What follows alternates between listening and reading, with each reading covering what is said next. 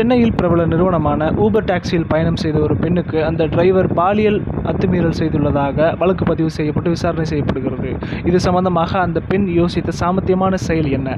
கூடுதல் தகவல்களோடு இணைகிறார் கிரியேட்டர் யாஷ். குஜராத் மாநிலத்தை சேர்ந்த பெண் ஒருவர் புரசைவாக்கத்திலிருந்து தேனாம்பேட்டையில் உள்ள ஒரு ஐடி நிறுவனத்தில் பணி செய்து வருகிறார். இவர் வழக்கமாக ஊபர் பைக் டாக்ஸியில் செல்வது வழக்கம். அப்பொழுது நாமக்கல் மாவட்டம் போடிநாயக்கனூர் பகுதியை சேர்ந்த சதீஷ்குமார் என்பவர் இவரது ஆர்டரை எடுத்து பைக் டாக்ஸியில் டிராப் செய்வதற்காக வந்திருக்கிறார். இவர் தனியார் சிவில் இன்ஜினியராக பணி செய்து வருவது தெரியவந்துள்ளது. பார்ட் டைமாக ஊபர் ஓட்டி வருவதாகவும் தெரிவித்துள்ளார். சதீஷ்குமார் இதனால் தொடர்ந்து 20 நாட்கள் ஒரே ஆர்டரை பிக்கப் செய்து இவரை டிராப் செய்துள்ளார். 20 நாட்கள் கழித்து சம்பவத்தன்று ஒரு பாலத்தில் ஏறிக்கொண்டிருக்கும் பொழுது சதீஷ்குமார் பாலியல் அத்துமீறலில் ஈடுபட்டுள்ளார்.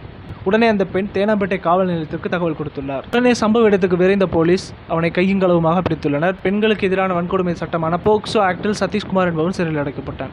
தகவல்களுக்கு நன்றி கிரியேட்டர் யாஷ். அடுத்த வீடியோவில் சந்திப்போம். அதுவரை உங்களிடமிருந்து விடைபெறுவது நான் உங்கள் கிரியேட்டர் யாஷ்.